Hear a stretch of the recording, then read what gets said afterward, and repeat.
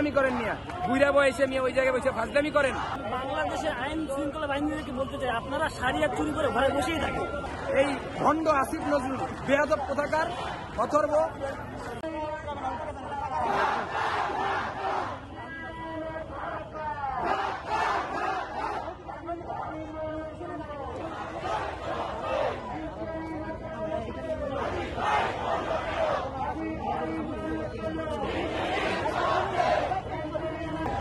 বাংলাদেশে আপনারা অনেক নিউজে আমি বলেছি, অনেক ইন্টারভিউতে বলেছি, বাংলাদেশে হাতে গোনা 1 থেকে 2 জন উপদেষ্টা বাদ দিয়ে সমস্ত উপদেষ্টার আওয়ামী লীগের সঙ্গে তাদের যোগাযোগ ছিল, এখনো পর্যন্ত আছে। তার মধ্যে সব থেকে বড় হচ্ছে ডক্টর আসিফ নজরুল, ও হচ্ছে ইন্ডিয়ার দালাল এবং সে হচ্ছে রয়ের দালাল, এবং তার সঙ্গে সঙ্গে অথর্ব উপদেষ্টা এই জাহাঙ্গীর, এরাও হচ্ছে ইন্ডিয়ার দালাল, এরা ইন্ডিয়ার র।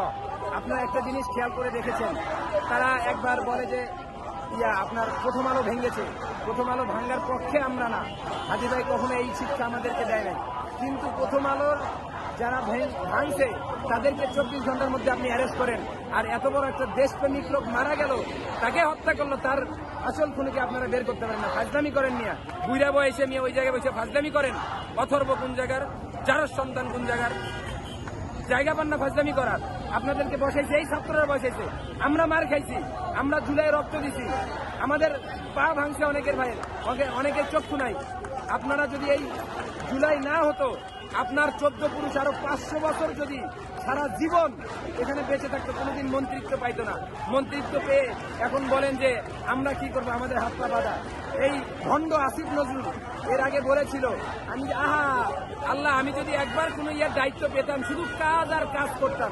কই গেছে এই কাজ, কই গেছে? বেয়াদব কোথাকার অথর্ব।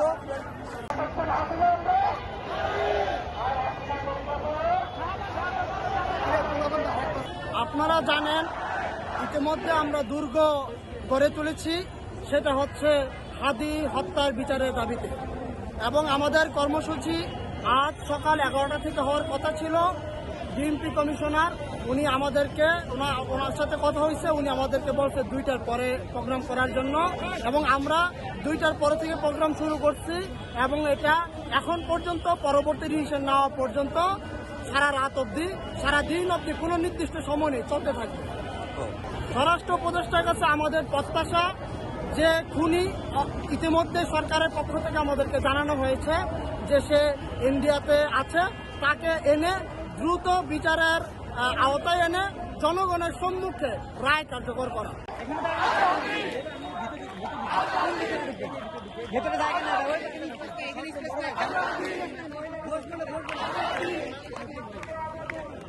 এর পিছনে যারাই জড়িত থাক, যেই দলে জড়িত থাক, যেই দল জড়িত আছে, এই দলরা কখনো বাংলাদেশপন্থী না। এই দলরা কখনোই বাংলাদেশের মানুষের ভালো চায় না, এরা কখনোই বাংলাদেশের মানুষের পক্ষে চায় না। এরা সব ইন্ডিয়ার র, ইন্ডিয়ার দালাল। ইন্ডিয়ার দালালদের বিরুদ্ধে, বাংলাদেশের মানুষের বিরুদ্ধে, তাদের বিরুদ্ধে আমাদের, যারা বাংলাদেশের মানুষের বিরুদ্ধে যায়, তাদের বিরুদ্ধে আমাদের কঠোর অবস্থান ছিল, থাকবে ইনশাআল্লাহ।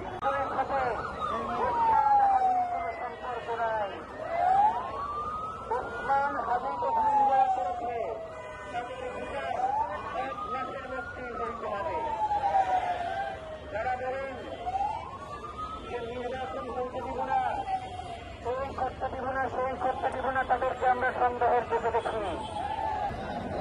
বাংলাদেশের প্রত্যেক মানুষের কাছে আমার অনুরোধ, হাদি ভাইয়ের মতো একজন পাবলিক ফিগার ব্যক্তির যদি বিচার করতে সরকার ব্যর্থ হয়, তাহলে আমি একজন স্টুডেন্ট, আমি যদি মারা যাই, আমার বিচার সরকার করবেও না, আমাকে গুনবেও না। আমাদের এখানে বারবার আসতে হবে।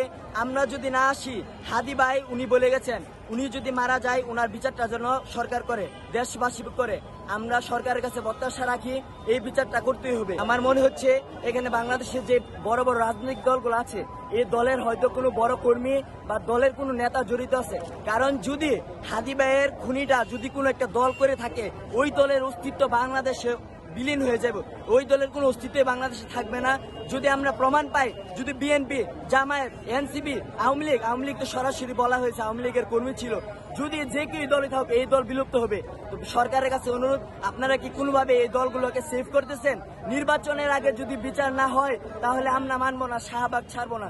আমরা আজকে চলে যাইলেও আবার আসবো, আগামীকাল আসবো, এরপরের দিন আসবো। যতদিন বিচার না হয় অতদিন আমরা শাহবাগ আসবো। হাদি ভাইয়ের বিচার শেষ হওয়ার আগ পর্যন্ত আমরা শাহবাগ ছাড়বো না। আর আমাদের সবচেয়ে বড় দুঃখ হচ্ছে গিয়ে হাদি ভাই, যিনি হচ্ছে আমাদের কণ্ঠস্বর ছিল। আমরা যারা কথাগুলো বলতে পারতাম না, মনগুলো প্রকাশ করে আমাদের মনের কথাগুলো হাদি ভাই বলতো, আর সেই কথাগুলো বন্ধ করছে। হাদি ভাইয়ের মুখের দিকে তাকালে এখনো আমরা নিউজ ফিডটা শুধু হাদি ভাই হাদি ভাই হাদি ভাই, সারাদিন সবসময় হাদি ভাইয়ের ছবিগুলো আসে। দেখলে একবারও মনে হয় না যে হাদি ভাই মারা গেছে, কিন্তু আমাদের কাছে হয়তো হাদি ভাই নাই, পৃথিবীতে নাই, কিন্তু হাদি ভাই আমাদের অন্তরে থাকবে, আমাদের অন্তরে হাদি ভাই বিরাজ করবে। আমরা হাদি ভাইয়ের অন্ধভক্ত হিসেবে বলতেছি, সরকারের কাছে, জনগণের কাছে আমরা প্রত্যাশা করি বিচারের সর্বোচ্চ সহযোগিতা করবেন আপনারা। বাত ব্যথা, প্যারালাইসিস কিংবা আর্থ্রাইটিস, আধুনিক ফিজিওথেরাপি ও পুনর্বাসন চিকিৎসায় নির্ভরযোগ্য নাম ডিপিআরসি। আর ইন্ডিয়াতে পালাবে কেন? সেই ইন্ডিয়ার কেন সহযোগিতা আমরা করব? ইন্ডিয়ার কেন চাটুকারিতা আমাদের করে সরকার গঠন করতে হবে? আমরা পুলিশ আচ্ছা 7 ঘন্টা ব্যবধান 10 ঘন্টা ব্যবধানে বাংলাদেশ থেকে ইন্ডিয়া পালাই খুনিগুলা। আজকে সরকার এতদিন পরে জানায়, এতদিন কি করছে? 7 ঘন্টা কি করছে? বাংলাদেশে অবস্থান করছে। এই অবস্থান করার সময়ে কেন সরকার এই বিজেপি গুলা কিসের গার্ড দেয় দেশ? আমাদেরকে হাদি ভাইয়ের খুনিরা কিভাবে দেশ থেকে পালায়, এটা কি আমরা দেখতে হবে না? হ্যাঁ, সরকারের অবশ্যই সহযোগিতা করা দরকার। এবং হাদি ভাইয়ের যারা খুনি আছে তাদের আমি সরাসরি বলতে চাই, প্রকাশ্যে বিকৃতভাবে এদের শাস্তি দেওয়া হবে। কোনো ফাঁসিটা সামনে মানে না, প্রকাশ্যে জনগণের সম্মুখে বিকৃতভাবে এদেরকে ফাঁসি দিতে হবে বা এমন শাস্তি দিতে হবে বাংলার ইতিহাসে কোনো মানুষ যেন আর এইসব বাংলার আপামর যেসব নেতা আছে তাদের দিকে হাত তুলতে না সাহস না করে।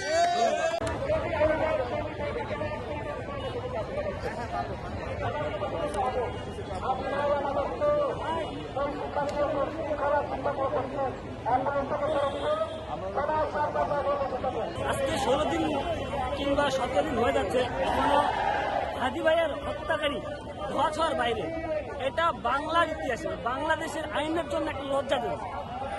আমি বলতে চাই, আমি বাংলাদেশের আইন শৃঙ্খলা বাহিনীদেরকে বলতে চাই, আপনারা সারিয়া চুরি করে ঘরে বসেই থাকেন, আপনাদেরকে আর বের হওয়ার দরকার নেই। কারণ আপনারা বের হয়ে কি করবেন? আপনারা 16 দিন হয়ে গেল, এখনো আপনারা কোনো কিছু করতে পারলেন না। কিভাবে 16 দিন 17 দিন হয় একটা প্রকাশ্য হত্যাকারী চলে যেতে পারে ভারতে এবং এখনো ধোয়া ছোঁয়ার বাইরে থাকতে পারে? এটা আপনি কিছু করতে পারলেন না। এটা হলো আমাদের একটা স্বরাষ্ট্র উপদেষ্টা সম্পর্কে আপনার কি বক্তব্য? স্বরাষ্ট্র উপদেষ্টা সম্পর্কে আমার কিছু বলার নেই। আমি ওনাকে একটা কথা বলতে চাই। আমি আজকে ঘর থেকে বের হয়েছি এই কারণে ওনাকে উদ্দেশ্য করে একটা কথা বলার জন্য। উনি যদি না পারে আমাকে বলুক, আমি শাড়ি আর চুড়ি কিনে দিব। ওরা চুড়ি আর শাড়ি পরে ঘরে বসে থাকবে। আজকে 16 দিন হয়ে গেল, এখনো একজন হত্যাকারী।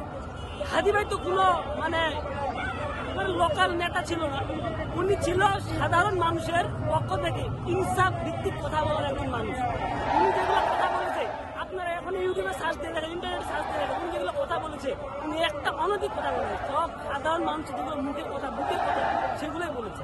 তাকে এভাবে হত্যা করা হয়েছে। তিনি সত্য কথা বলেছে বিধায় তাকে হত্যা করা হয়েছে।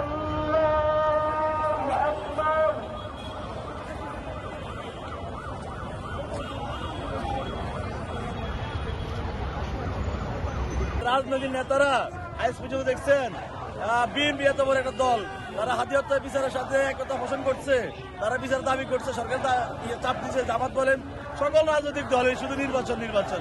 আরে ভাই, নির্বাচন আপনারা করেন না, আমার বাইরের বিচার লাগবে, আপনাদের লাগবে নির্বাচন ক্ষমতা যাওয়ার জন্য। আমার লাগবে ভাই হত্যার বিচার। আমার ভাই হত্যার বিচারটা আমার বুঝাই দেন। আপনি নির্বাচন হলে আপনি জাহান্নামে চলে যান, আমার সমস্যা নাই।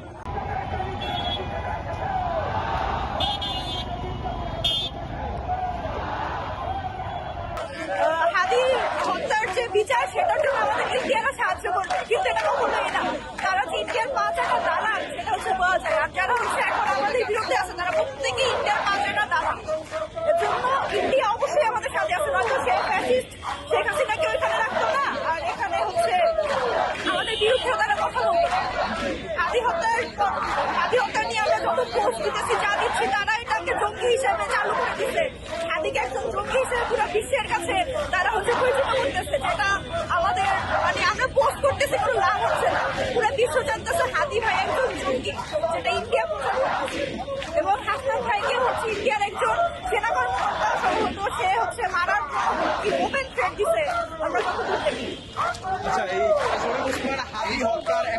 বিচার হয়নি, দেশের আইন শৃঙ্খলা বাহিনীও ঠিকমতো কার্যকর তারা কিছুই করতেছে না, তারা কিছু করবেও না, কারণ তারা হচ্ছে সরকারের পা চাটে, আজীবনে সরকারের পা চাটছে, এখনো সরকারের পা চাটছে। এই যে বিজিবি আছে, পোলাপানের উপরে হামলা করবে এরকমই আগে, কিন্তু আজকে যদি জানো চলে যায়, এখান থেকে যাওয়ার কোনো উদ্দেশ্য আমাদের নাই, এবং আমরা ইনশাল্লাহ আমরা বিচার নিয়েই এখান থেকে ফিরছি।